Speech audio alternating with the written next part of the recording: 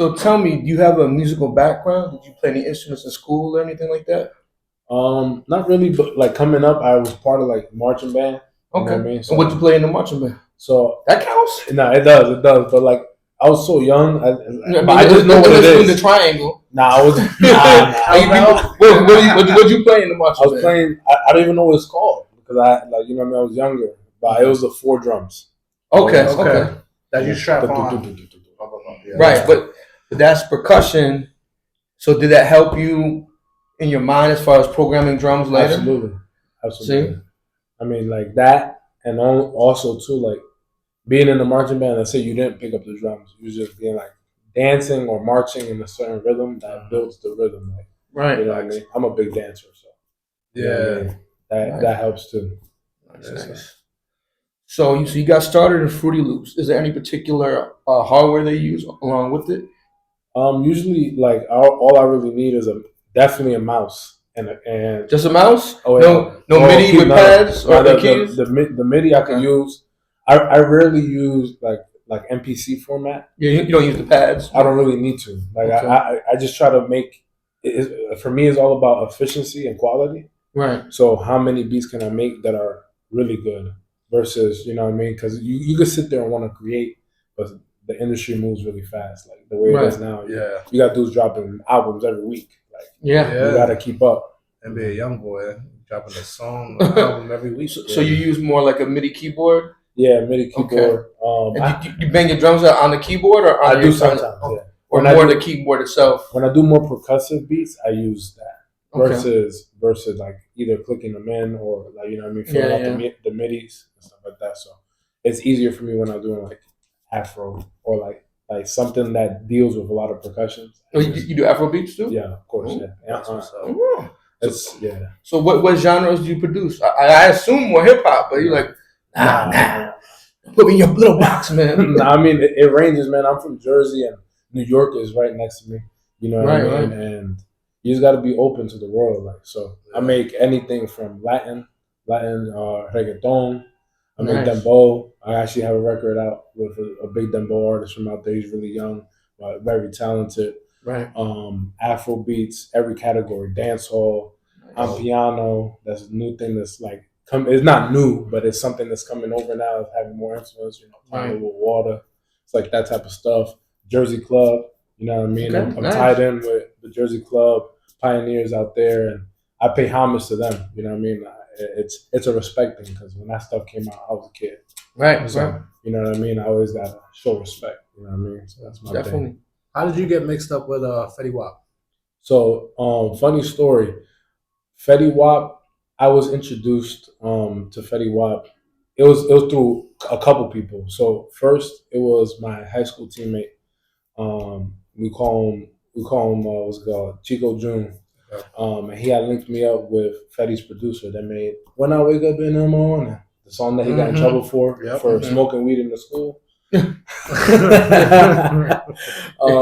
introduced me to a dude that really became a good friend of mine. It was Fetty Wap's producer. His name was Frenzy Beats. Rest in peace.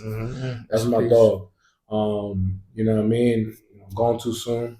But he basically he introduced me to Fuzz 1738, which I think he's out now in Miami and doing some entrepreneur stuff. But them two kind of like paved the way until when I met Wap, you know what I mean? And then it's like everybody that was part of that path, they're doing something now. You know what I mean? At least like there's growth from everybody there. You know what I mean? Right.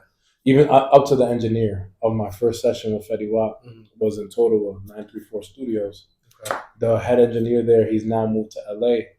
He has credits now with Drake. He was on Drake's album. He was on Travis Scott's album for production credits too. So, you know what I mean? His name is Mixed by the Best. You know, they call him Project Pat. You know what I mean? I always got to show love to like the people part of that process is really important. Right. I like that you're very humble and you show love to where you came from and who you came up with. That's to me, that's so important. People sometimes their ego gets out of control and they forget. I have friends who have multiple Grammys and they've come over, we chill. Still my friend. We came up together, and people who won one beat battle would act like You can't talk to me. You don't know who I am. And I'm like, bro, what's wrong with you? Yeah, man. Ego is I think ego is poison. You know what I mean? It really is poison because like when the world don't love you no more, you need those real ones that have been there. You That's know what I right. mean? The ones that when you were down, they're in down and out, like they were there for you. That's You know what I right. mean? So like that's more important to me. Like of course you want the fan love, you want people to respect you, you want a legacy, you want to leave a mark. And that's very important too. But also you don't want to leave a legacy of like, yeah, like I'm the top dog, I'm this, I'm the king of this or whatever. I just feel like if I can affect as many people's lives as I can with my music, my job is done. Yeah. I know GM David Herbert always says, your ego is not your amigo. It's not your friend. It'll get you in trouble. Hold you back. Yeah, definitely. Definitely. For sure, for sure. So besides Fetty Wap, what other artists have you produced for in hip hop and other genres as well? Yeah. So in the dembow world, I'm gonna start there because we in a big apple right now. Uptown right now. Uptown parties be going crazy from Thursday to Sunday. You know what I mean? So Flow 28, he got that song with Bolin 47 that I produced for him. If you guys probably heard the song out in the club or on the radio, the bo bo bo bo bo bo bo bo bo bo. So Everybody plays that. Yeah, so I produced for the guy that's doing that hook as well. So Flow 28, I had with my boy, homage to him too because he's one of New York's legends too, I think, and definitely in the Bronx High Bridge area like Moise. He's A Boogie's original engineer. And that's my dog, so I give him his flowers. You know what I mean? He put that together, and you know what I mean. We just executed together. So that's Flow 28. I've also worked with London on the track. In connections, like there's always one person leads to another person. And sometimes you just you gotta play your lane. You gotta play your position. And I literally, was there just mixing instrumentals, mixing records, helping them out, just basically helping them out. So, that's gotten me credits that I know haven't been released, but are gonna come out. So like, Lil Uzi Vert, St. John, Meek Mill, A Boogie, you know what I mean? The list goes on. You know what I mean? Nice. So it's definitely a journey too, like taking that risk and kind of like doing things that necessarily a regular person wouldn't want to do. Like, oh, I want to sit here and tweak somebody else's work. You know what I mean? I want to do my own work. I want to be the star, but it's not that important. You know what I mean? When you're trying to make co-produce. I'll do the keys, you do the drums, but they have the plug and you make it work. It's the end product that's important. Right. That's how it goes nowadays. It's absolutely. You don't always have one producer on a song or one songwriter. It's people come together to make the better record. Speaking of risks, have you ever been in any beat battles? So I have. I participated in 3, 1 virtual during the pandemic, and then 2 in person. I feel like I have a mixed emotions with beat battles because it's like it really depends. And by the way, disclaimer: I didn't win none of them. It's all right though because when you take an L in a beat battle, it's not about being salty. It's about taking those relationships, those people that you've seen there. Like now you're listening. Like even if you lose, you're listening to the other producer. Oh, that dude's dope. Maybe one day I want to get in the studio with him, or, whatever. So like the first guy I lost to, DJ 809, right? He's one of those guys that do the Jersey Club. He got big numbers, whatever. The dude to this day is like my brother.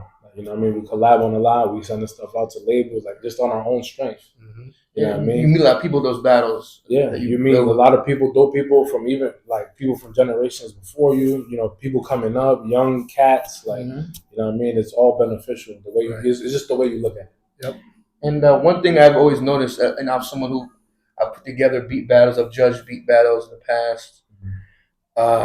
Some producers are great at making beats for beat battles. Yeah, it caters to the crowd who like love beat battles, but that same beat might not be a great record for someone to actually do a song to. And some people cater to that and don't cater to actually making records. So to me, making a record is way more important than making just something to battle with. You know what I mean? It's funny when you say that because one of the judges, I actually ran into him at Quad. I got invited to an event at Quad, and the day of the battle, he told me, "You didn't lose because your beats weren't good. you're just a record producer. Right. And I was like, It's a different kind of vibe. You know what I mean? You It's might like have laid back ballads that you made, and that's not good for a battle, yeah, but that's good for working with the right artists and making some good money. yeah. It's like a regular, like let's say an industry rapper, right? Not to be specific, but just in general, going into a rap battle. Yeah, I was just gonna say that. Like the pen game is different. Might be good at making Exactly. battle raps, but doing battle rap, but making a song doesn't appeal. Another issue I have with beat battles is a lot of these guys they need to find their own sound. Yeah. Like so many people are like fake knots, like trying to sound like knots, or trying to sound like Jay Dilla. Shout out to my brother Juju from the Beat Nuts. Someone chopped up a sample and made a beat just like how Jay Dilla did it. He's like, yo, you biting off Dilla, man. Stop that shit. You definitely not winning this battle. You a biter. And the whole crowd was like, oh. Yeah. But yeah, be creative, be original, guys. No, absolutely. I mean, there's 50 million ways to flip a sample. So there's no room. There should be more than enough room than to resort to copying somebody else. Like, Speaking of samples, how do you do your digging? You do it online? You go to record stores? I mean, I online really like the new age digital stuff. Like everything's at our fingertips, right? You know what I mean? Right. So sometimes I'll go like on Splice. You know, Splice. You know what I mean? Plug in Splice here, right? Cut the check. Cut the check. But now on Splice, like you know what I mean, I'll go up there and it's funny because now that I'm around more DJs, I have like this folder on my computer called Manmade Crate. And I'll just start throwing samples I download from Spice. Maybe I won't cook it right there. I'm like, I'm gonna come back to this. And then like when I'm trying to go through ideas, let's say because it just like writer's block, there's beat block, right? I rarely go into beat block, but it's for that reason because I prepare for it. I'll have samples on the ready, like, oh, let me get inspired, let me do this, you know what I mean? And when you have a couple artists around you too, even if you work closely with them, they're local artists, like it always helps to see what they're working on, and you always get inspired by their energy. They just got to be returning the same energy that you're giving them. Right.